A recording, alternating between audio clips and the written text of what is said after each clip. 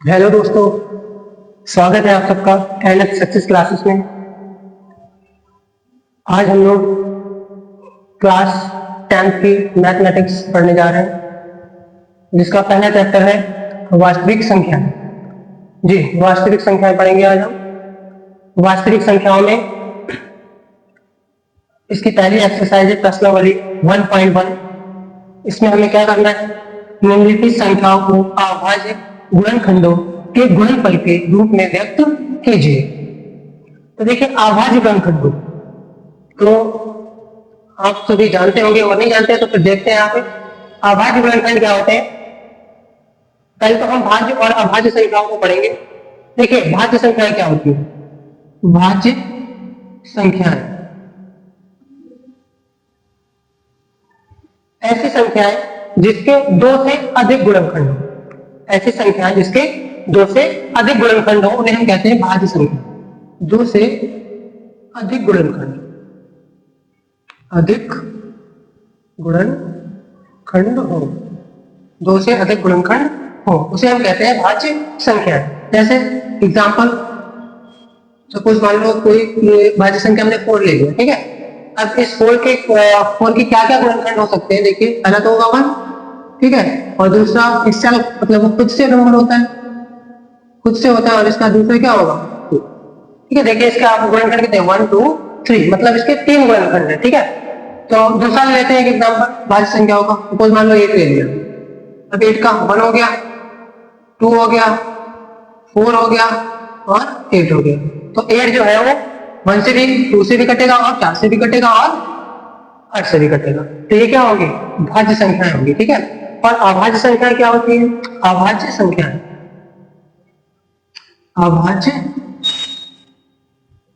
अभाज्य संख्याएं, देखिए अभाज्य संख्याएं वो होती हैं जिसके दो गुणनखंड हो। कितने हो, केवल और केवल 2 गुणनखंड हो, केवल 2 गुणनखंड हो, 2 गुणनखंड हो।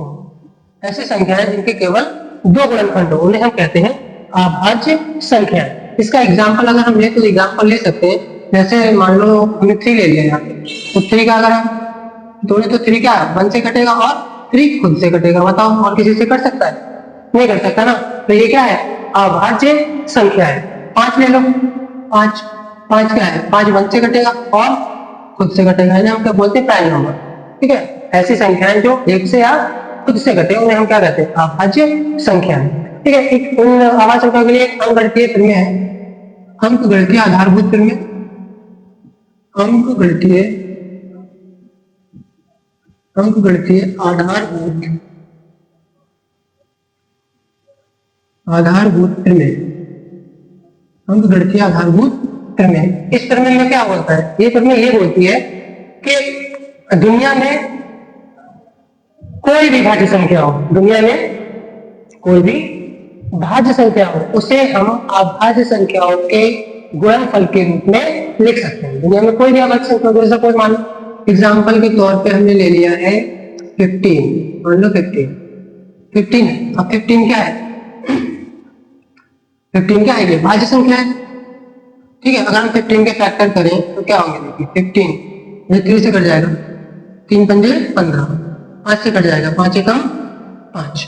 देखिए जो 15 है इसके फैक्टर कितने हुए, इसके फैक्टर हुए हैं 3, 5। तो देखिए ये 15 तो भाज्य है, क्या है ये, भाज्य संख्या। और ये 3 क्या है, अभाज्य संख्या, अभाज्य संख्या। और ये भी क्या है, अभाज्य। तो दुनिया में कोई भी भाज्य संख्या है उसे हम अभाज्य संख्या के गुणनफल के रूप में लिख सकते हैं। देखिए दोस्तों, अब पहले सवाल पे हम बढ़ते हैं। तो पहला सवाल क्या बोलता है, निम्नलिखित संख्याओं को अभाज्य गुणनखंडों के रूप में व्यक्त कीजिए। अभाज्य गुणनखंडों के रूप में व्यक्त करना, तो देख लीजिए ये 140 है, इस 140 को हम फैक्टर में ले लेते हैं। देखिए 140 के अगर हम फैक्टर करें तो क्या हो जाएंगे 140। अब हम क्या करेंगे, 2 से काटेंगे, 2 सत्ते 14, 0 है तो 0 कर लो, ठीक है। अब फिर से 2 से काट दो, 2 3 6, 1 बचा 0, ये है 10 हो गया, 2 पंजे 10। अब देखिए ये 2 से नहीं कटेगा, 3 से कटेगा, ऐसे 5 से काट देंगे, 5 से काटो, 5 सत्ते 35, ठीक है। 5 से काटो, 7 एकम 7। तो जो 140 है इसके अभाज्य गुणनफल क्या होगा, ये हो गया है 2 गुणा 5 गुणा 7। तो यहाँ पे इसे नोट कर लेंगे 2 गुणा 5 गुणा 7। इसे हम ऐसे भी लिख सकते हैं, 2 बार है तो 2 की घात 2 गुणा 5 और गुणा में 7।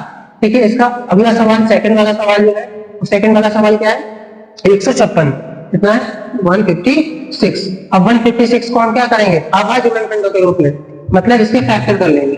तो देखिए 156 के फैक्टर करते हैं, 2 से काट 2 से 2 सत्ते 14, 1 बचा 6, इधर है तो कितना हो गया 16, और 2 अट्ठे 16, फिर से 2 से काट 2 से 2 तिया 6, 1 बचा और 2 ने 18।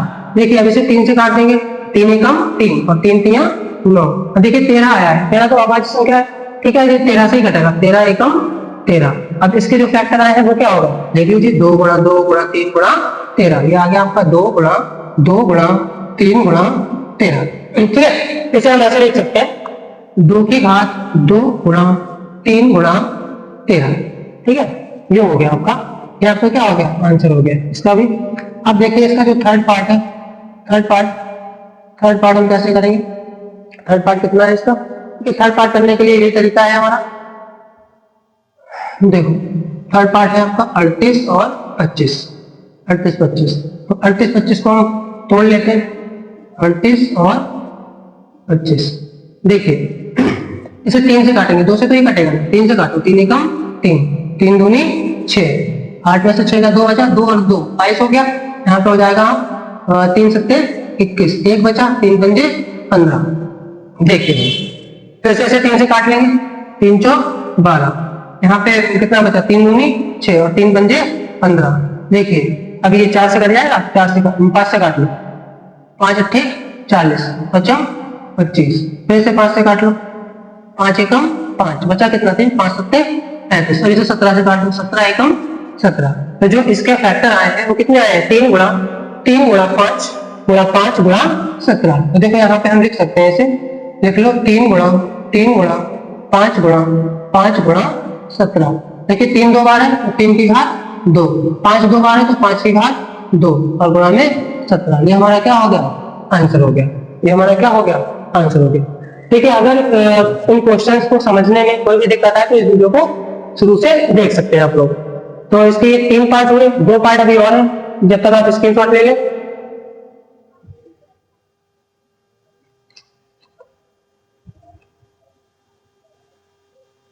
हाँ तो दोस्तों इसे हम हटा दे रहे हैं।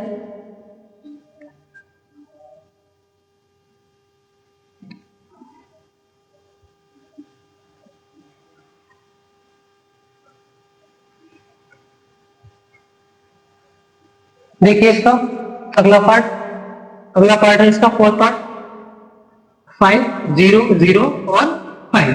तो देखिए इसके हमें फैक्टर करना है 5 0 0 5। तो देखते हैं इसके फैक्टर करने के बाद 5 0 0 और 5। तो देखिए ये किससे कटेगा, इसे 5 से काटते हैं पहले, 5 एकम 5, 0 है तो 0, 0 है तो 0 और 5 एकम 5। ठीक है, अब अगर हम इसे देखें तो ये 7 से काटेंगे, 7 एकम 7, बचेगा कितना 3, 7 दूनी 14, 7 एकम 7, बचा कितना यहाँ पे 3 बचा, और ये हो गया 30, 7 चौक 28, बचा कितना 2, एक ही है, 21 हो गया, 7 तिया 21। अब देखिए ये आया है हमारा 143। 143 को हम क्या करेंगे, 13 से काट देंगे, 11 से काट लो, 11 से, 11 एकम 11, बचा कितना 3, 11 तिया 33। अब इसे हम 13 से काट देंगे, 13 एकम 13। तो देखिए ये अभाज्य संख्या है, सारी चीज चारों अभाज्य संख्या है, तो इसे हम कैसे लिख सकते हैं, 5 गुणा 7 गुणा 11 गुणा और 13। ये हमारा क्या हो जाएगा आंसर। अगला क्वेश्चन देखिए, अगला क्वेश्चन हमारे पास है 74 29। 74 29, तो देखिए 74 29, इसे भी हमें क्या करना है, इसी तरीके से अभाज्य गुणनखंडों के रूप में व्यक्त करना है। ठीक है, तो देखिए इसके फैक्टर कर लेते हैं 74 29। तो देखिए इसे हम 17 से काटेंगे पहले, 17 एकदम 17, 17 दूनी 34, 17 तिया क्या बोलो 17 चौको 68, 17 चौक 68, बचा कितना यहाँ पे भाई 68, 6 बचा ना, 6 और 2 कितना हो गया 62, 62 हो गया। तो 17 एकम 17, 17 दूनी 34, 17 तिया 39, 17 चौक 68, 17 39, और बचा कितना यहाँ पे 68, 3, 17 देखिए 17 17 24। अब यहाँ पे क्या कर देंगे, 19 से काट देंगे, 19 से कम 19, 19 दूनी 38, 19 से कम 19, 19 दूनी 38, बचा कितना 5, 5 और 7 57 हो गया, तो 19 तिया 57, 19 तिया 57। यहाँ पे देखिए 23, 23 से कम 23, तो इसके जो आवाज गुणनखंड आए हुआ है 17 गुणा 19 गुणा 23। ठीक है, ये आपका पहला सवाल था, पहला सवाल हो गया हमारा। अब हम इसका सेकंड पार्ट में दूसरा सवाल देखेंगे, जब तक आप इसे उतार लीजिए, स्क्रीनशॉट ले लीजिए इसका।